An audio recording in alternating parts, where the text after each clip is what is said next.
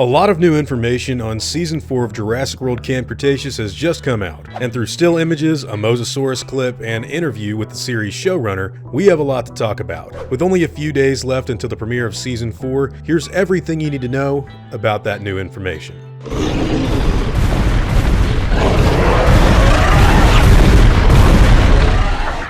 Hey guys, hope you're all doing well. Now for today's video, I wanted to talk about a lot of things, but we should probably start off with that new hybrid dinosaur that was shown off in a recent image. So this animal looks like it's a mix between the Spinosaurus and Sinoceratops that we actually saw get some DNA retrieved in Season 1, if you remember all the way back then. Now, Manticore, the company that apparently has Sammy's family hostage, it's another rival genetics company, wanted DNA from some of the dinosaurs on the island, and they took it off-site, apparently right next door to where the kids land and have to face a whole new series of threats. Now, I don't really know where this is going, but we do know how they got Spinosaurus DNA, obviously, because the Spinosaurus from Jurassic Park 3 is on that island, which raises a lot of questions like, why did they take it off of Isla Sorna instead of just getting DNA from it? And what else are they doing on this brand new island? We don't really have a name for it yet, but it is interesting that they have taken DNA from Nublar and dinosaurs themselves from Site B. The purpose of this animal is also interesting too. The first thing that comes to my mind is that it would be some sort of unique pet that they would sell on the black market, which obviously we've seen them do stuff like that in Jurassic World Fallen Kingdom, but this predates that movie by about 2 years, so there's a lot of unanswered questions right here, and I am interested to see what direction they take everything in.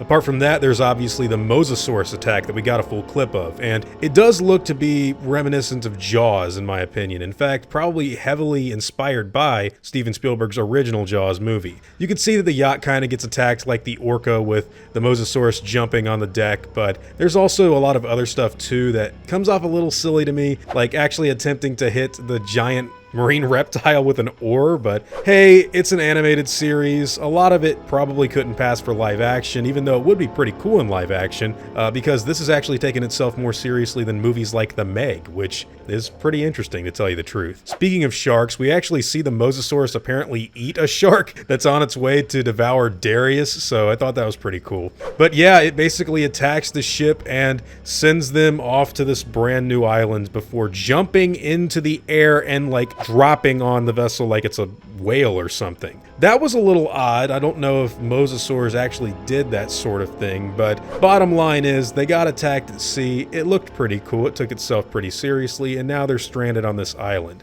And again, we don't have any reference for where we are right here, but we do know that it's definitely not Site B, and that's because Scott Kramer has once again talked about Isla Sorna in the new interview we're going to be going over today. So if you go to the website Collider, you see an article called Jurassic World Camp Cretaceous Showrunner on Planting Seeds for Dominion in Season 4 and Bringing Back the Spinosaurus, which he gets into later, but to start off, Scott Kramer says, we always knew we wanted to go someplace new, and I saw there was a lot of speculation from fans about whether we'd use Isla Sorna, but at the end of the day, we did 3 seasons of kids running from dinosaurs on a jungle island, and we definitely wanted to shake things up and move it to a new direction and kind of create this mystery of where the heck are we for the kids and the audience, and try to figure out the mystery along with our campers in real time. Which is interesting because I guess I understand not wanting to go to a jungle location and another island. I do think Isla Sorna is probably going to be very important for Dominion because we've already seen that embryo box for Site B in some special material released for the film, but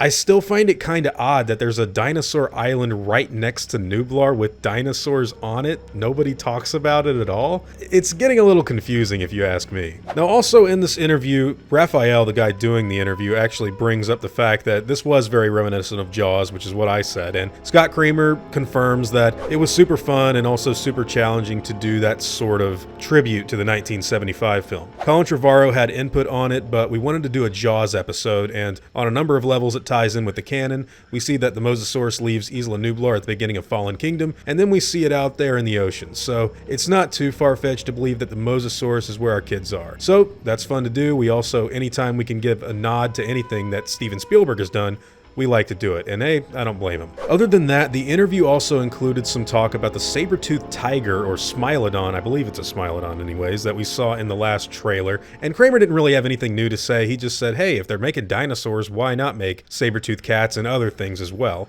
He did say that they wanted to broaden out the world and tell this story by seeing things that are fresh and new than what we're used to as an audience. They actually specifically say that in the show, they can do things that they probably couldn't do in the live action features. And I have a lot of thoughts on this. I think you can kind of tell when the trailer had all those robots and stuff. That's not something that you think of when you think of Jurassic Park. The first thing that should come into your mind is dinosaurs. And I'm not gonna lie to you guys, part of me thinks they're biting off more than they can chew here. We'll see where it goes, but I'm kind of apprehensive at the idea of there being robots so at the forefront and center. It is science fiction. It's not the craziest thing in the world. I do wonder though, please don't get any crazier than that, because we're kind of deviating here in my opinion. Speaking of that, they actually did ask how much freedom there is on the show and how far they can deviate from what we see in the films versus what they're trying to create a concise vision of for this world. Kramer said Colin Trevorrow's hugely involved, like it's been beyond his hopes and dreams. When we break a season, Colin is there to supervise the story. Even if he's not physically in that room, he's on a Zoom call from England or wherever he might be. Shooting Jurassic World Dominion obviously was more limited, but he still reads every script and looks at the outlines. So we know what we want to seed in that then may reach fruition in Dominion, but we also know what storylines may tread too close to that movie. So Colin has been incredibly involved with this show, and I think definitely for the better. Now,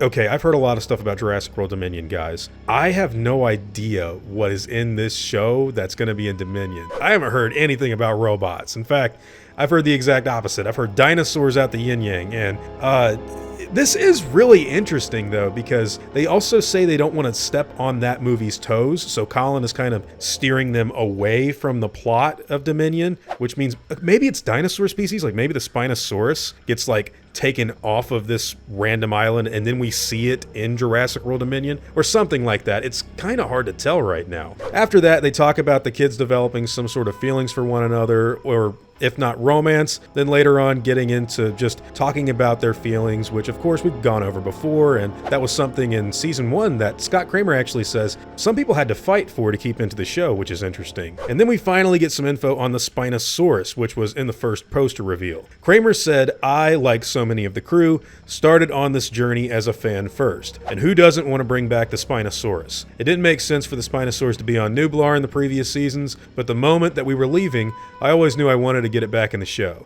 It was really exciting to be able to bring it back because it is such a memorable dinosaur and a character in this franchise. So once again, and you already hinted at it before, this is probably the same Spinosaurus from Jurassic Park 3. If not the exact same one, then it's either a relative that maybe hatched on the island. We do know there is a deleted baby Spinosaurus scene from Jurassic Park 3, or at least deleted concept. They didn't film anything. So it's pretty interesting that he called it a character. This is probably the same beast from JP3. After that, the interviewer asks, is there anything that you want viewers to keep an eye out for in terms of looking at Easter eggs? Anywhere in particular they should be looking in this season? Kramer finally says, it's funny because there's certain things that we are setting up here that you're going to see a nod to in Dominion. And it was pretty cool to be able to work with Colin to see little things here and there that are talked about or referenced in Dominion that happened back in Camp Cretaceous. So this is pretty interesting because I actually think I understand what they were talking about when they said this would tie into Dominion. I don't think we're gonna get any plot stuff that ties into the new movie. So he just says nods and references in Dominion that started in Camp Cretaceous. That's way different from actual plot things. Like, I don't think we're gonna see any of the campers in the live action movie. We could theoretically see some of the dinosaurs, like maybe one of the dinosaurs on whatever this new island is, like I said, the Spinosaurus or something could be in Dominion, or maybe some of the technology. Now, I don't know about robots, but maybe that holographic location that like changes to, snow places and desert places, maybe something like that is in the new movie. Or if not that, then maybe a villain or a character that it is in this show somewhere. Or it could even be Manticore, which again, we've been teased that since the first season, so that could be unlikely. Either way, I do think it's pretty interesting that they had all this talk of it tying into Dominion heavily, or just being something that we should look out for in Dominion, and now it's like, oh no, there's a nod here and there and a reference. And I could be reading this wrong, but yeah, like I said, I have heard a lot about the new movie, and I don't think I heard anything about those wacky robots. So in general, I think the Mosasaurus attack is really cool. I like the idea that we're getting more raptors in this season, and I think that the inclusion of the Spinosaurus is a good thing. Now, I don't know where they're going to take this. This is very concerning to me,